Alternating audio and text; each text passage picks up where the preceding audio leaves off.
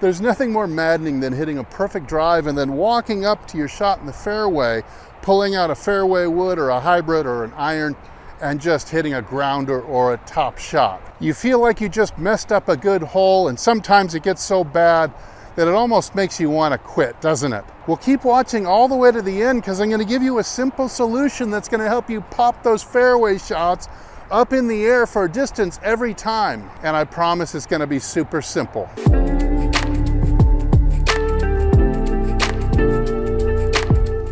So when you're hitting grounders or just topping it all together, you actually have a twofold issue. The main issue is that your low point is occurring too early. So I've got the ball here, got a hybrid out. That's about where I would play it in my stance.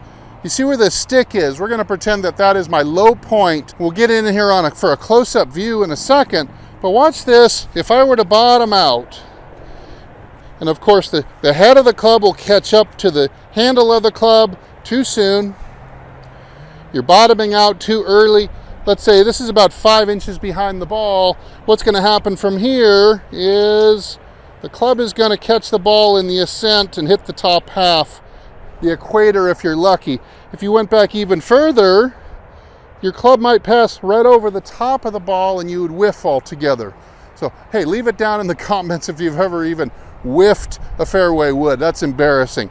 So, we've got to change the low point location. Sure, I hear you thinking, well, if I just put the ball back there, then all of a sudden now my low point is going to be in front of the ball.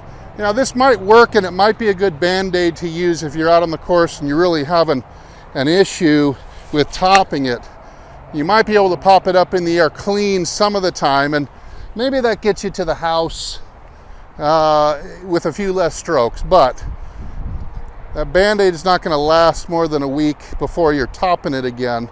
So we really need to have a good solution to this. So we know that we can't have the low point here. We know that on a hybrid or a longer club, the low point has still got to be, perhaps an inch or two in front of the ball like this. So we've got to relocate this low point, firstly, and then secondly, you're not bottoming out deep enough, get into the grass to pop it in the air. Most toppers hardly ever take a divot at all, and because if they did, their chunk behind it's so bad that it discourages them from ever swinging like that again. So now put that long club away for a second, because you really want to feel this on a short club first, then you can move up to the longer club. So let's put a stick right here. Now I'm going to put a ball even with that. You can do this pretty easily at home. Put that stick and ball in the center of your stance here. Now with the pitching wedge, the guys on TV generally average, like, say, 4 inches ahead of the ball with their low point, the lowest part of their divot.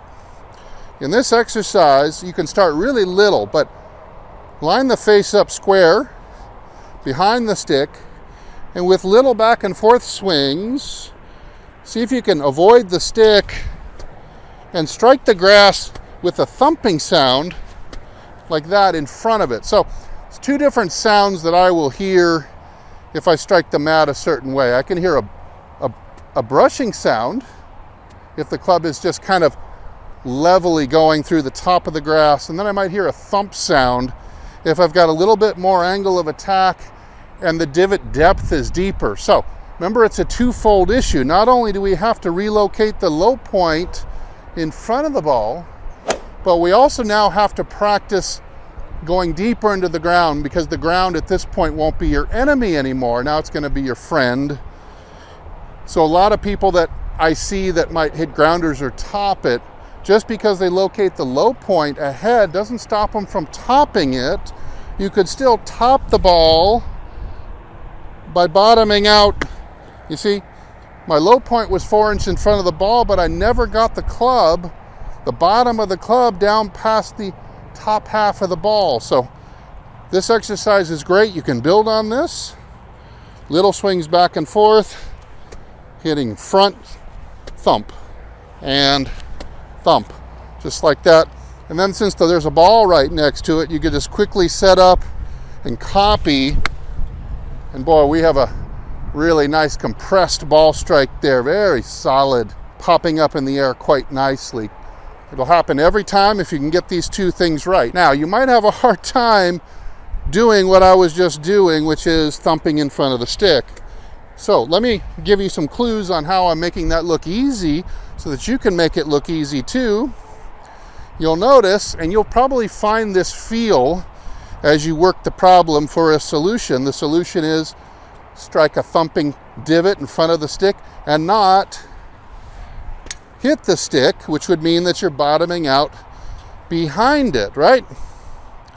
So you'll notice what's happening here if you watch carefully.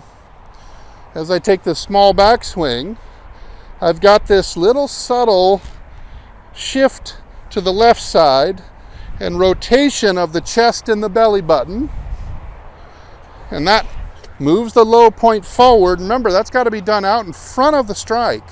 While the club is still back here, shift to the left foot and rotate out in front, and automatically you'll start to come down and strike divots beautifully in front of the ball. Just make sure that they're deep, because you're trying to combat that error you were making on not taking a divot at all, which would still cause you to hit the top half of the ball and top it anyway. So a couple more. Watch for the shift of the weight this way. Watch for the right knee driving across the stick. Watch for the chest and the belt buckle to turn the corner. On a little swing like this, it looks subtle, but it may feel exaggerated to you when you do it. So you might just do sets of 3 and thump and thump, and with the ball and thump. Nice high solid shot, compressed, club shaft leaning forward automatically at the moment of impact. Lots of compression, lots of backspin, everything you need.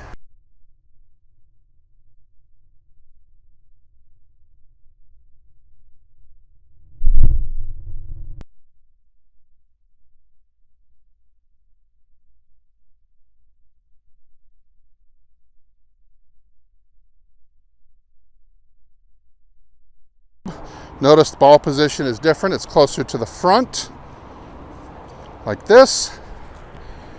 But the drill is the same. Small swing and thump in front and thump in front. This will be tougher, and thump in front. Nice, solid sound there. Ball popping up, getting great distance relative to the length of swing and the effort I put into that. All right, so if you've been topping or grounding it, give this exercise a try. Don't forget the little subtle behavior changes that you're going to make on your way to thumping a divot in front of the stick and then thumping a divot in front of the ball next. Hopefully this works great for you. Leave a comment down below if you have any questions. Thanks for watching. Head over to my website, hititlonger.com, for hundreds of more videos and articles that I'm sure are going to help you improve your golf game. And if I don't see you in the next video, I hope I see you longer and straighter down the fairway. Everybody take good care.